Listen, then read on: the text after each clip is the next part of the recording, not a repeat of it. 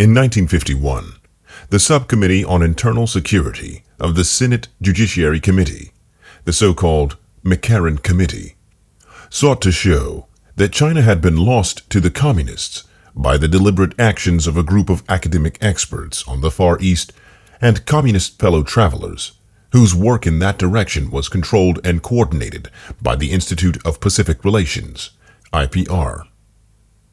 The influence of the communists in IPR is well established, but the patronage of Wall Street is less well known. The IPR was a private association of 10 independent national councils in 10 countries concerned with affairs in the Pacific.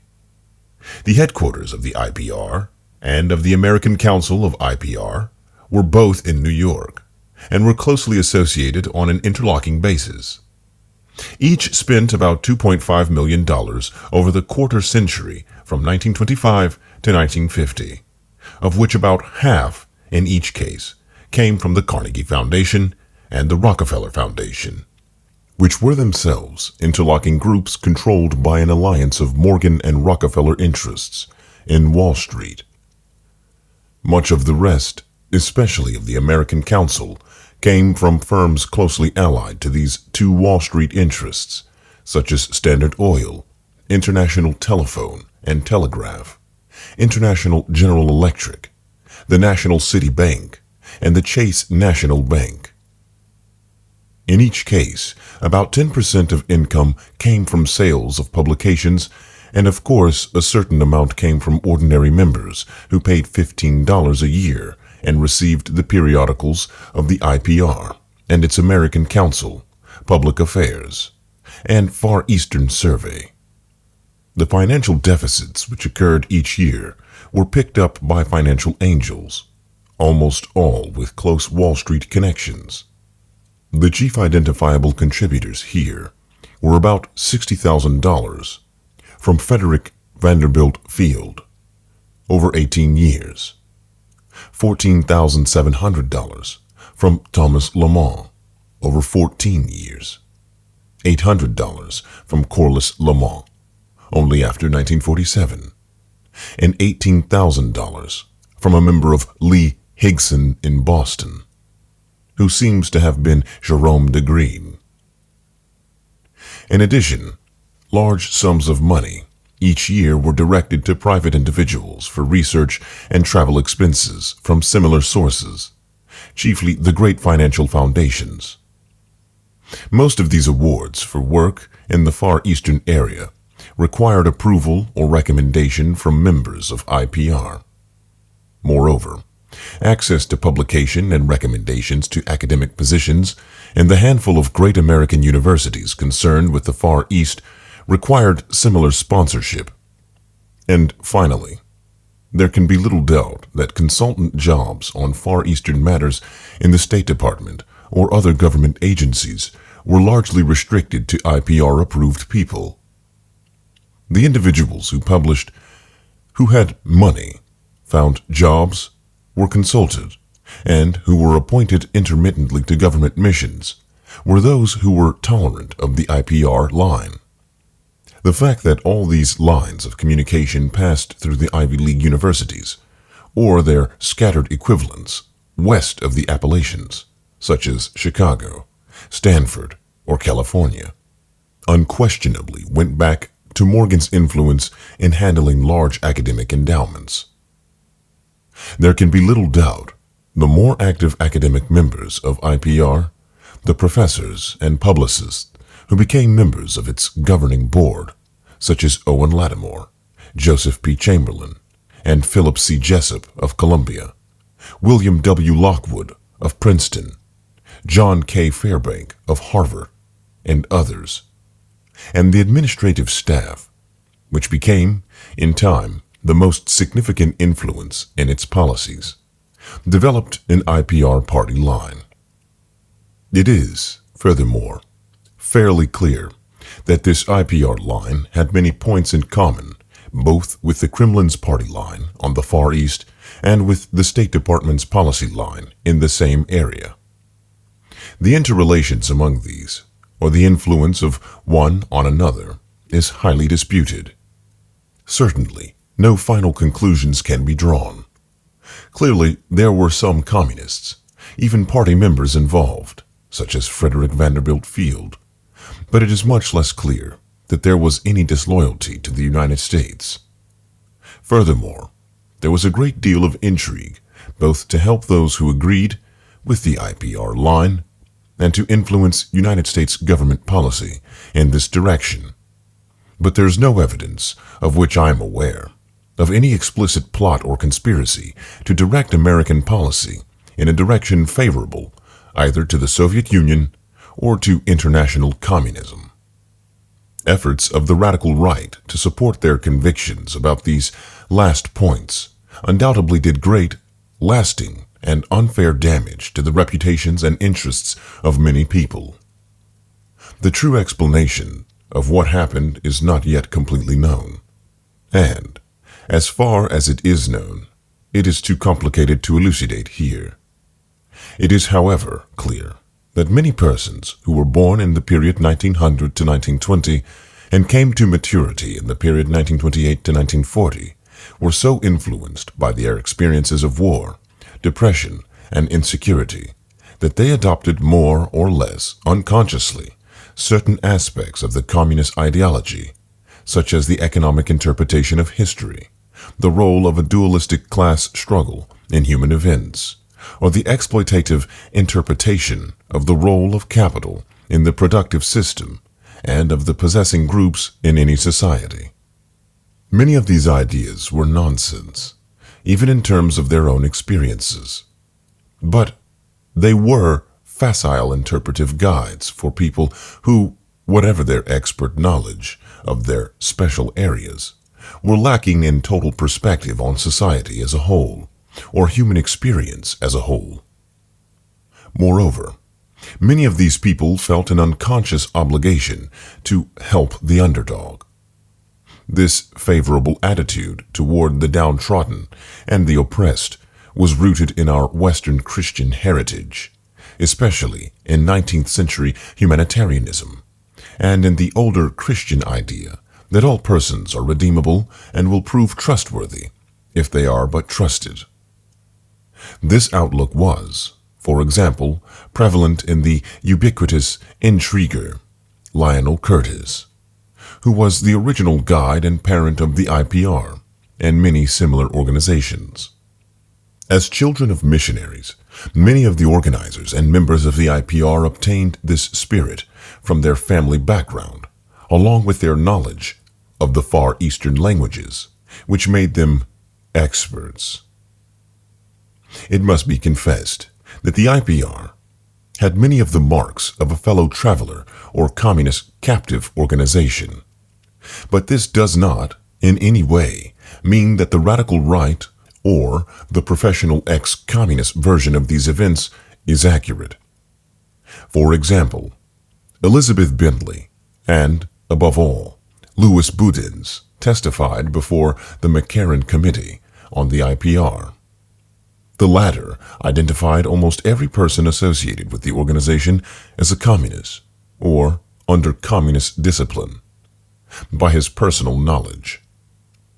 In the most famous case, that of Owen Lattimore, Boudin's emphatic testimony that Lattimore was a communist and that his orders were issued by small Communist Party conclaves of Earl Browder, Boudins, Frederick Vanderbilt Field, and others was totally refuted, not only by the direct contradictory testimony of Browder and Field, but by subsequent evidence from more reliable witnesses, and from Boudins himself.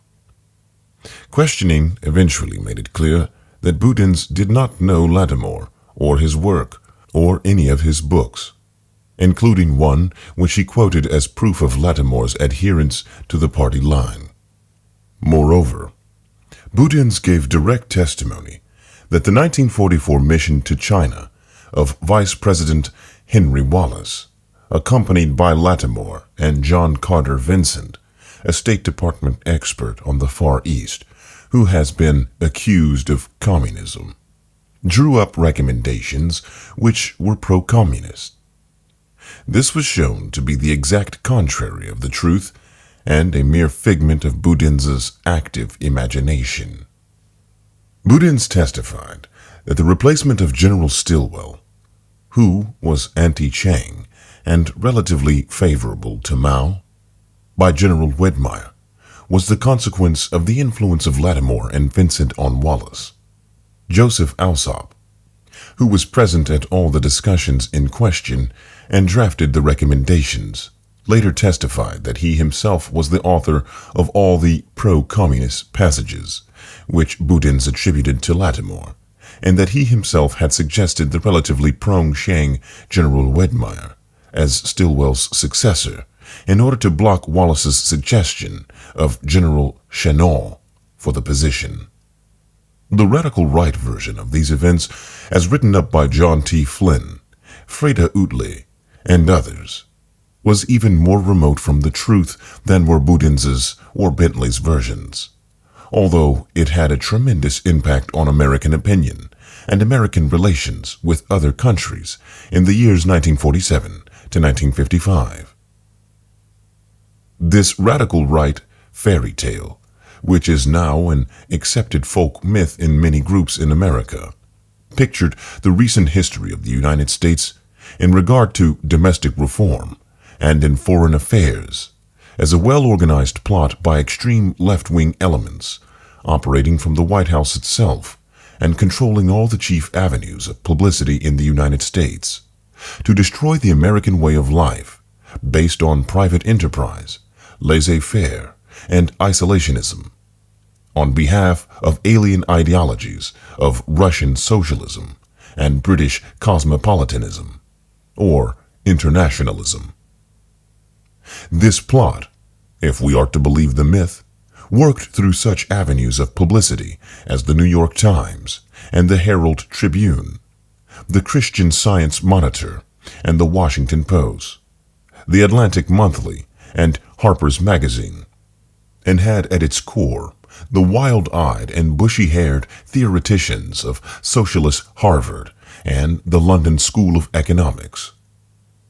It was determined to bring the United States into World War II on the side of England, Roosevelt's first love, and Soviet Russia, his second love, in order to destroy every finer element of American life, and, as part of this consciously planned scheme, invited Japan to attack Pearl Harbor and destroyed Chiang Kai-shek, all the while undermining America's real strength by excessive spending and unbalanced budgets. This myth, like all fables, does in fact have a modicum of truth. There does exist, and has existed for a generation, an international Anglophile network which operates, to some extent, in the way the radical right believes the communists act. In fact, this network, which we may identify as the Round Table groups, has no aversion to cooperating with the communists or any other groups, and frequently does. I know of the operations of this network because I have studied it for 20 years and was permitted for 2 years in the early 1960s to examine its papers and secret records. I have no aversion to it or to most of its aims, and have, for much of my life, been close to it and to many of its instruments. I have objected both in the past and recently to a few of its policies, notably to its belief that England was an Atlantic rather than a European power, and must be allied or even federated with the United States, and must remain isolated from Europe. But in general, my chief difference of opinion is that it wishes to remain unknown, and I believe its role in history is significant enough to be known. The Round Table groups have already been mentioned in this book several times, notably in connection with the formation of the British Commonwealth in Chapter 4, and in the discussion of appeasement in Chapter 12, the Cliveden set. At the risk of some repetition, the story will be summarized here, because the American branch of this organization, sometimes called the Eastern Establishment, has played a very significant role in the history of the United States in the last generation. The roundtable groups were semi-secret discussion and lobbying groups organized by Lionel Curtis, Philip H. Kerr, Lord Lothian, and Sir William S. Maris in 1908 to 1911. This was done on behalf of Lord Milner, the dominant trustee of the Rhodes Trust in the 2 decades 1905 to 1925. The original purpose of these groups was to seek to federate the English-speaking world along lines laid down by Cecil Rhodes, 1853 to 1902, and William T. Stead, 1849 to 1912. And the money for the organizational work came originally from the Rhodes Trust. By 1915, roundtable groups existed in 7 countries, including England, South Africa, Canada, Australia, New Zealand, India, and a rather loosely organized group in the United States. George Louis Beer, Walter Lippmann, Frank Adelet, Whitney Shepherdson, Thomas W. Lamont, Jerome D. Greene, Irwin D. Canham, of the Christian Science Monitor, and others. The attitudes of the various groups were coordinated by frequent visits and discussions, and by a well-informed and totally anonymous quarterly magazine, The Round Table, whose first issue, largely written by Philip Kerr, appeared in November 1910. The leaders of this group were Milner, until his death in 1925, followed by Curtis, 1872 to 1955, Robert H. Lord Brand, brother-in-law of Lady Astor, until his death in 1963, and now Adam D. Maris, son of Sir William and Brand's successor as managing director of Lazard Brothers Bank. The original intention had been to have collegial leadership, but Milner was too secretive and headstrong to share the role. He did so only in the period 1913 to 1919, when he had regular meetings with some of his closest friends to coordinate their activities as a pressure group in the struggle with Wilhelmine Germany. This they called their Ginger Group. After Milner's death in 1925, the leadership was largely shared by the survivors of Milner's kindergarten, that is, the group of young Oxford men whom he used as civil servants in his reconstruction of South Africa in 1901 to 1910. Brand was the last survivor of the kindergarten. Since his death, the greatly reduced activities of the organization have been exercised largely through the editorial committee of the Round Table magazine, under Adam Maris. Money for the widely ramified activities of this organization came originally from the associates and followers of Cecil Rhodes, chiefly from the Rhodes Trust itself, and from wealthy associates, such as the Bite brothers, from Sir Abe Bailey, and after 1915 from the Astor family. Since 1925, there have been substantial contributions from wealthy individuals and from foundations and firms associated with the international banking fraternity, especially the Carnegie United Kingdom Trust, and other organizations associated with J.P. Morgan. The Rockefeller and Whitney families, and the associates of Lazard Brothers and of Morgan, Greenfell and Company. The chief backbone of this organization grew up along the already existing financial cooperation running from the Morgan Bank in New York to a group of international financiers in London, led by Lazard Brothers. Milner himself in 1901 had refused a fabulous offer, worth up to $100,000 a year, to become one of the 3 partners of the Morgan Bank in London, in succession to the younger J.P. Morgan, who moved from London to join his father in New York. Eventually, the vacancy went to E.C. Greenfell, so that the London affiliate of Morgan became known as Morgan, Greenfell and Company. Instead, Milner became director of a number of public banks, chiefly the London Joint Stock Bank, corporate precursor of the Midland Bank. He became one of the greatest political and financial powers in England, with his disciples strategically placed throughout England in significant places, such as the editorship of the Times, the editorship of the Observer, the managing directorship of Lazard Brothers, various administrative posts, and even cabinet positions. Ramifications were established in politics, high finance, Oxford, and London universities, periodicals, the civil service, and tax-exempt foundations. At the end of the War of 1914, it became clear that the organization of this system had to be greatly extended. Once again, the task was entrusted to Lionel Curtis, who established in England and each dominion a front organization to the existing local roundtable group.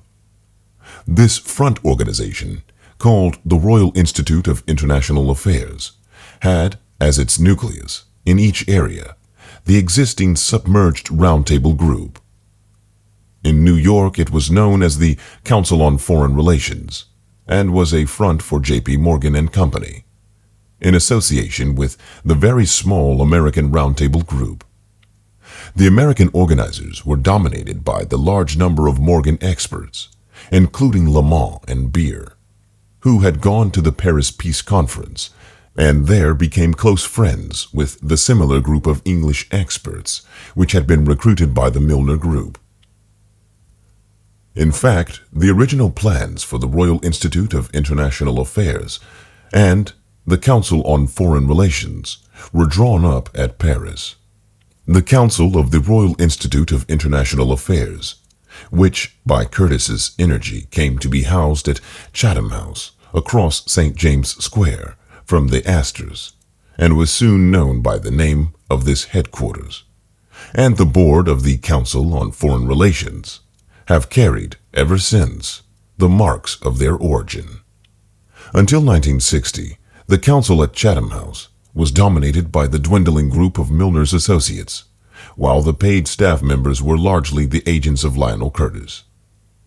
The Roundtable, for years, until 1961, was edited from the back door of Chatham House grounds in Ormond Yard, and its telephone came through the Chatham House switchboard. The New York branch was dominated by the associates of the Morgan Bank. For example, in 1928, the Council on Foreign Relations had John W. Davis as president, Paul Cravath as vice president, and a council of 13 others, which included Owen D. Young, Russell C. Leffingwell, Norman Davis, Allen Dulles, George W. Wickersham, Frank L. Polk, Whitney Shepherdson, Isaiah Bowman, Stephen P. Dugan, and Otto Kahn. Throughout its history, the council has been associated with the American Roundtablers, such as Beer, Lippmann, Shepherdson, and Jerome Greene. The academic figures have been those linked to Morgan, such as James T. Shotwell, Charles Seymour, Joseph P. Chamberlain, Philip Jessup, Isaiah Bowman, and, more recently, Philip Mosley, Grayson L. Kirk, and Henry M. Wriston. The Wall Street contacts with these were created originally from Morgan's influence in handling large academic endowments. In the case of the largest of these endowments, that at Harvard, the influence was usually exercised indirectly through State Street, Boston, which for much of the 20th century came through the Boston banker Thomas Nelson Perkins. Closely allied with this Morgan influence were a small group of Wall Street law firms, whose chief figures were Elihu Root, John W. Davis, Paul D. Cravath, Russell Leffingwell, the Dulles brothers, and more recently, Arthur H. Dean, Philip D. Reed, and John J. McCloy. Other non-legal agents of Morgan included men like Owen D. Young and Norman H. Davis. On this basis, which was originally financial and goes back to George Peabody. There grew up, in the 20th century, a power structure between London and New York, which penetrated deeply into university life, the press, and the practice of foreign policy. In England, the center was the Round Table Group, while in the United States it was J.P. Morgan and Company, or its local branches in Boston, Philadelphia, and Cleveland. Some rather incidental examples of the operations of this structure are very revealing, just because they are incidental. For example, it set up in Princeton a reasonable copy of the Round Table Group's chief Oxford headquarters, All Souls College. This copy, called the Institute for Advanced Study, and best known, perhaps, as the refuge of Einstein, Oppenheimer, Jean von Neumann, and George F. Kennan, was organized by Abraham Flexner of the Carnegie Foundation and Rockefeller's General Education Board, after he had experienced the delights of All Souls while serving as Rhodes Memorial Lecturer at Oxford. The plans were largely drawn by Tom Jones, one of the Round Table's most active intriguers and foundation administrators. The American branch of this English establishment exerted much of its influence through 5 American newspapers: the New York Times, New York Herald Tribune, Christian Science Monitor, the Washington Post, and the lamented Boston Evening Transcript. In fact, the editor of the Christian Science Monitor was the chief American correspondent, anonymously, of the Round Table, and Lord Lothian, the original editor of the Round Table and later secretary of the Rhodes Trust 1925 to 1939, and ambassador to Washington, was a frequent writer in the Monitor. It might be mentioned that the existence of this Wall Street Anglo-American axis is quite obvious once it is pointed out. It is reflected in the fact that such Wall Street luminaries as John W. Davis, Lewis Douglas, Jock Whitney, and Douglas Dillon were appointed to be American ambassadors in London. This double international network, in which the Round Table groups formed the semi-secret or secret nuclei of the Institutes of International Affairs, was extended into a third network in 1925, organized by the same people for the same motives. Once again, the mastermind was Lionel Curtis, and the earlier Round Table groups and Institutes of International Affairs were used as nuclei for the new network. However, this new organization for Pacific affairs was extended to 10 countries, while the Round Table groups existed only in 7. The new additions, ultimately China, Japan, France, the Netherlands, and Soviet Russia, had Pacific councils set up from scratch. In Canada, Australia, and New Zealand, Pacific councils interlocked and dominated by the Institutes of International Affairs were set up. In England, Chatham House served as the English center for both nets, while in the United States the two were parallel creations, not subordinate, of the Wall Street allies of the Morgan Bank.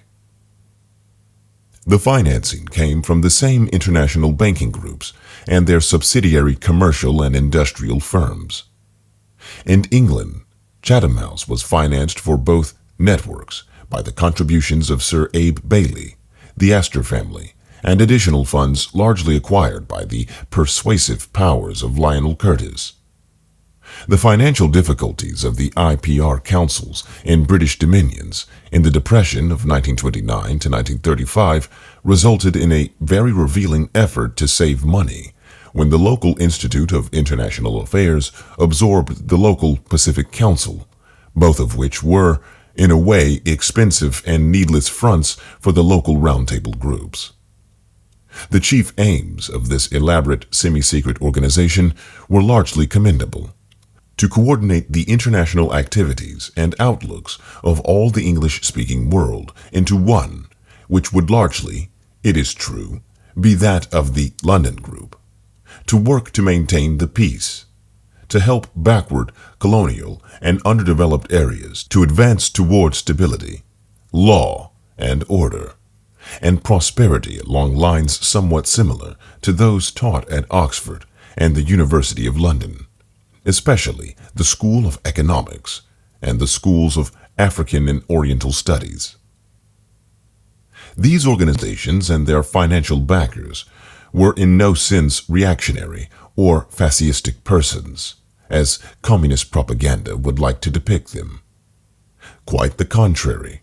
They were gracious and cultured gentlemen of somewhat limited social experience, who were much concerned with the freedom of expression of minorities and the rule of law for all, who constantly thought in terms of Anglo-American solidarity, of political partition and federation, and who were convinced that they could gracefully civilize the Boers of South Africa, the Irish, the Arabs, and the Hindus, and who are largely responsible for the partitions of Ireland, Palestine, and India, as well as the federations of South Africa, Central Africa, and the West Indies.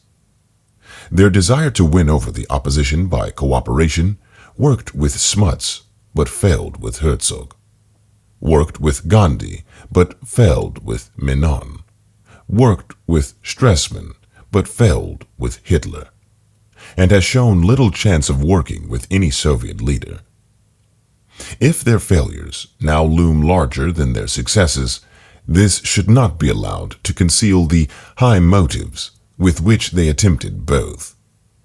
It was this group of people, whose wealth and influence so exceeded their experience and understanding, who provided much of the framework of influence which the communist sympathizers and fellow travelers took over in the United States in the 1930s.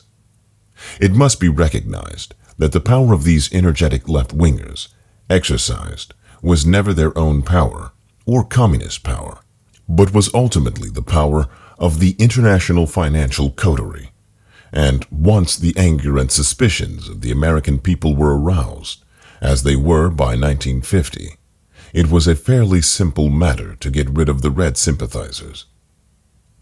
Before this could be done, however, a Congressional committee, following backward to their source the threads which led from admitted communists, like Whittaker Chambers, through Alger Hiss and the Carnegie Endowment to Thomas Lamont and the Morgan Bank, fell into the whole complicated network of the interlocking tax-exempt foundations.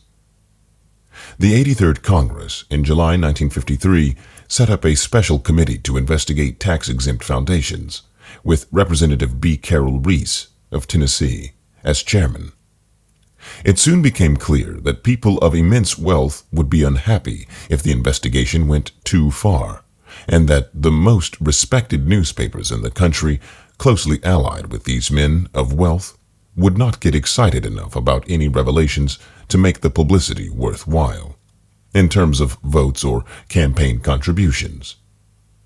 An interesting report showing the left-wing associations of the interlocking nexus of tax-exempt foundations was issued in 1954, rather quietly. 4 years later, the Reese Committee's General Counsel, Rene A. Wormser, wrote a shocked but not shocking book on the subject called Foundations, Their Power and Influence. One of the most interesting members of this Anglo-American post-war structure was Jerome D. Greene, 1874 to 1959. Born in Japan of missionary parents, Greene graduated from Harvard's College and Law School by 1899 and became secretary to Harvard's president and corporation in 1901 to 1910. This gave him contacts with Wall Street, which made him general manager of the Rockefeller Institute, 1910 to 1912. Assistant to John D. Rockefeller in philanthropic work for 2 years, then trustee to the Rockefeller Institute, to the Rockefeller Foundation, and to the Rockefeller General Education Board until 1939. For 15 years, 1917 to 1932, he was with the Boston investment banking firm of Lee, Hickson and Company, most of the period as its chief officer, as well as with its London branch. As Executive Secretary of the American section of the Allied Maritime Transport Council, stationed in London in 1918, he lived in Toynbee Hall, the world's first settlement house, which had been founded by Alfred Milner and his friends in 1884. This brought him in contact with the Round Table Group in England, a contact which was strengthened in 1919 when he was secretary to the Reparations Commission at the Paris Peace Conference. Accordingly, on his return to the United States, he was one of the early figures in the establishment of the Council on Foreign Relations, which served as the New York branch of Lionel Curtis's Institute on International Affairs. An investment banker, Greene is chiefly remembered for his sales of millions of dollars of the fraudulent securities of the Swedish match king, Ivar Kruger. That Greene offered these to the American investing public in good faith is evident from the fact that he put a substantial part of his own fortune in the same investments. As a consequence, Kruger's suicide in Paris in April 1932 left Greene with little money and no job. He wrote to Lionel Curtis asking for help and was given a professorship of international relations at Aberystwyth, Wales. The Round Table Group controlled that professorship from its founding by David Davies in 1919, in spite of the fact that Davies, who was made a peer in 1932, had broken with the Round Table because of its subversion of the League of Nations and European collective security. On his return to America in 1934, Greene also returned to his secretaryship of the Harvard Corporation and became, for the remainder of his life, practically a symbol of Yankee Boston, as trustee and officer of the Boston Symphony Orchestra, the Gardner Museum in Fenway Court, the New England Conservatory of Music, the American Academy in Rome, the Brookings Institution, the Rockefeller Foundation, and the General Education Board, only until 1939. He was also director of the Harvard Tercentenary Celebration in 1934 to 1937. Greene is of much greater significance in indicating the real influences within the Institute of Pacific Relations than any communists or fellow travelers. He wrote the Constitution for the IPR in 1926, was for years the chief conduit for Wall Street funds and influence into the organization, was treasurer of the American Council for 3 years and chairman for 3 more, as well as chairman of the International Council for 4 years. Jerome Greene is a symbol of much more than the Wall Street influence in the IPR. He is also a symbol of the relationship between the financial circles of London and those of the eastern United States, which reflects one of the most powerful influences in 20th century American and world history. The two ends of this English-speaking axis have sometimes been called, perhaps fastidiously, the English and American establishments. There is, however, a considerable degree of truth behind the joke, a truth which reflects a very real power structure. It is the power structure which the radical right in the United States has been attacking for years in the belief that they are attacking the communists. This is particularly true when these attacks are directed, as they so frequently are, at Harvard socialism or at left-wing newspapers like the New York Times and the Washington Post, or at foundations and their dependent establishments such as the Institute of International Education. These misdirected attacks by the radical right did much to confuse the American people in the period 1948 to 1955, and left consequences which were still significant a decade later. By the end of 1953, most of these attacks had run their course. The American people, thoroughly bewildered at widespread charges of 20 years of treason and subversion, had rejected the Democrats and put into the White House the Republican Party's traditional favorite, a war hero, Dwight D. Eisenhower. At the time, Two events, one public and one secret, were still in process. The public one was the Korean War of 1950 to 1953. The secret one was the race for the thermonuclear bomb.